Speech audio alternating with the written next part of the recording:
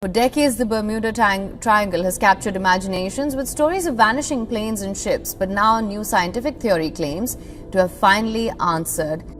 For decades, the Bermuda Triangle has swallowed ships, silenced radios, and erased entire crews from the face of the Earth.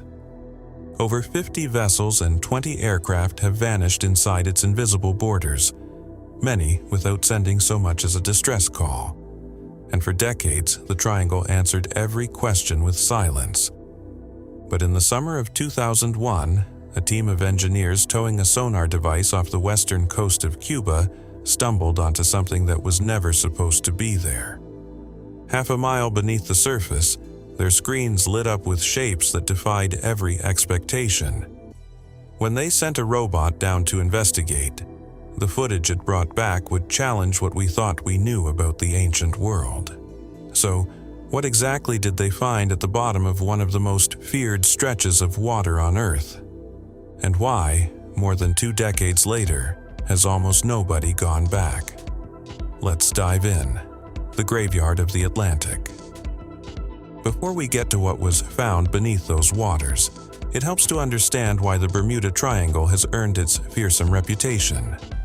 The area stretches between Miami, Bermuda, and Puerto Rico, roughly 500,000 square miles of open ocean. It contains the Puerto Rico Trench, which plunges nearly 27,500 feet, the deepest point in the entire Atlantic. The Gulf Stream, one of the most powerful ocean currents on the planet, churns through the region, capable of scattering wreckage across hundreds of miles in a matter of hours.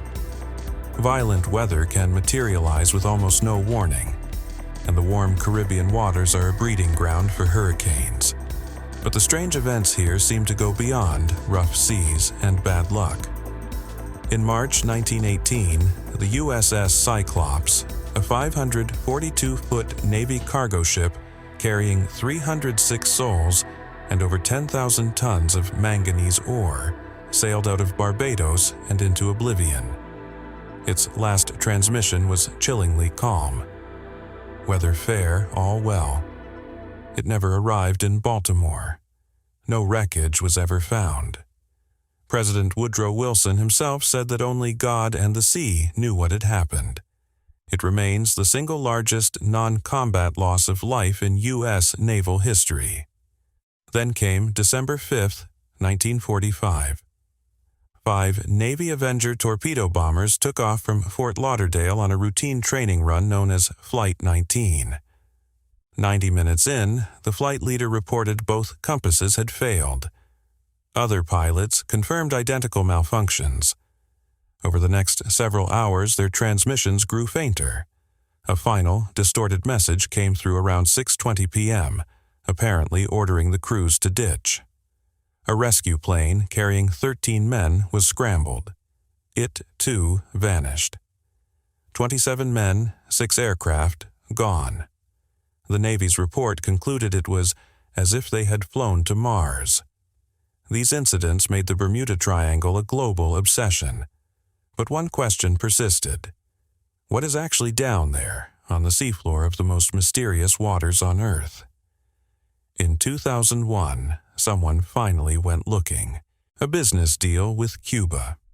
The discovery did not begin with archaeologists chasing legends. It began with a commercial contract.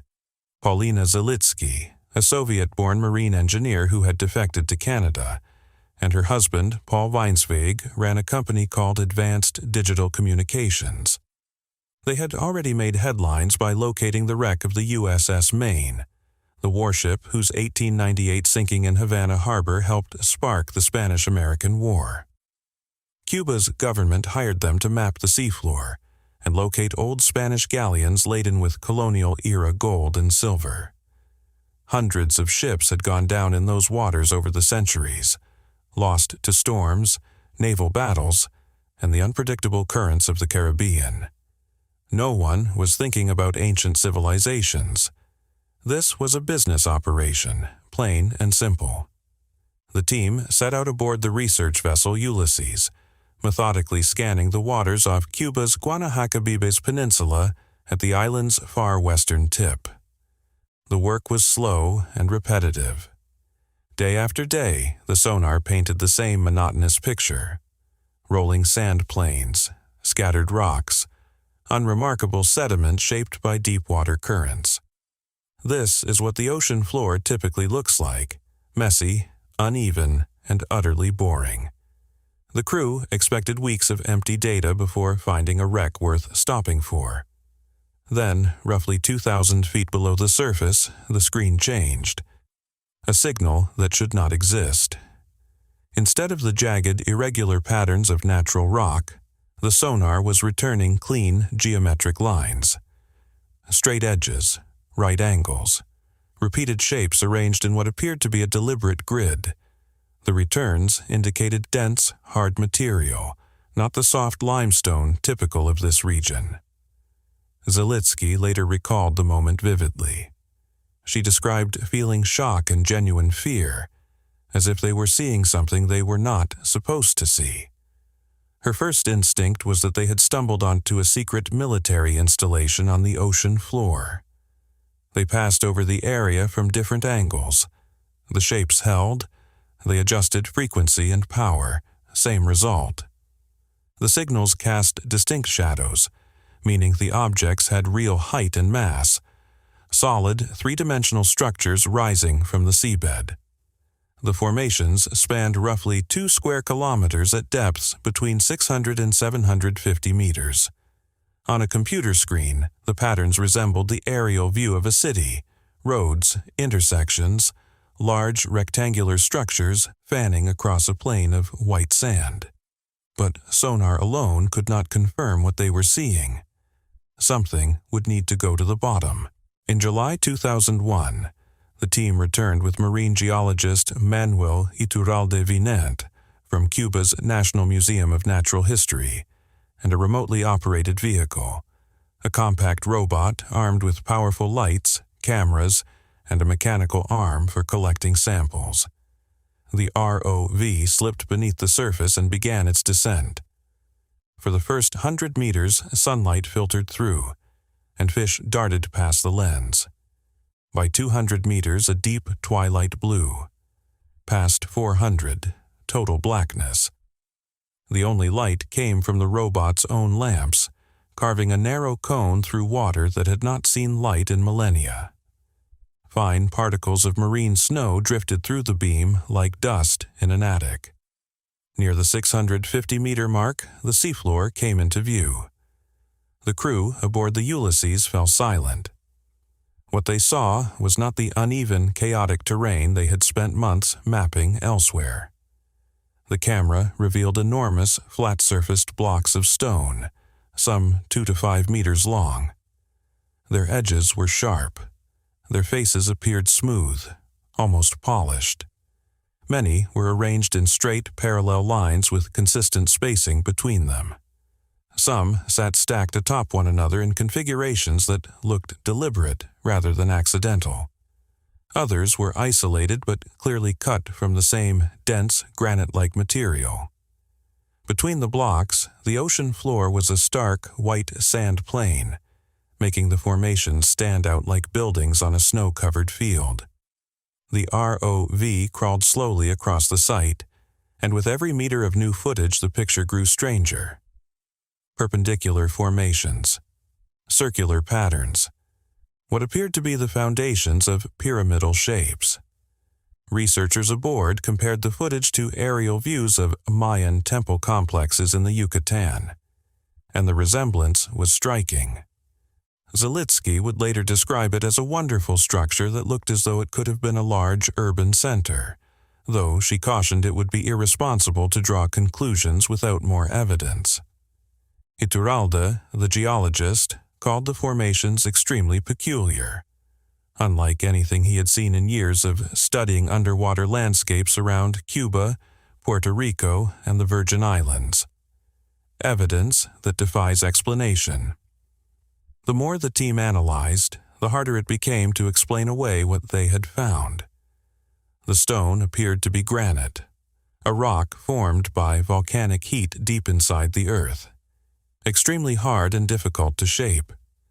it was entirely foreign to the local geology. Western Cuba is dominated by soft limestone. Granite blocks had no business being on this seafloor. Then there was the arrangement. Natural rock formations on the ocean floor are chaotic.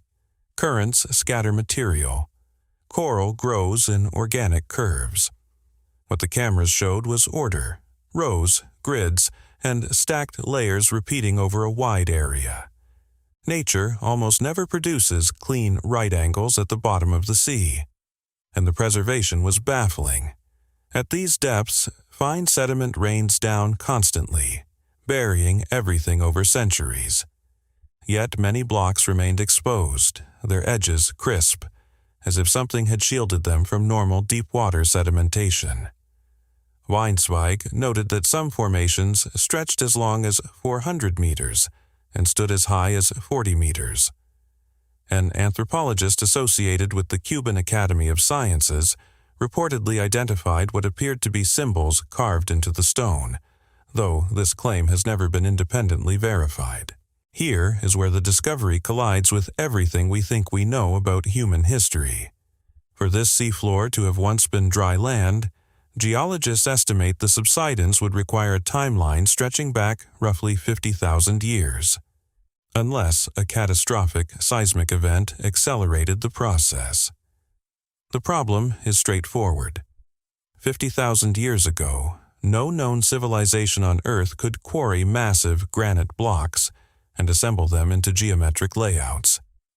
The oldest monumental stone architecture in the world, sites like Göbekli Tepe in Turkey, dates to roughly 12,000 years ago, and those structures are far simpler. An underwater archaeology specialist at Florida State University captured the paradox precisely. The structures, he said, are out of time and out of place. Some proposed a middle ground.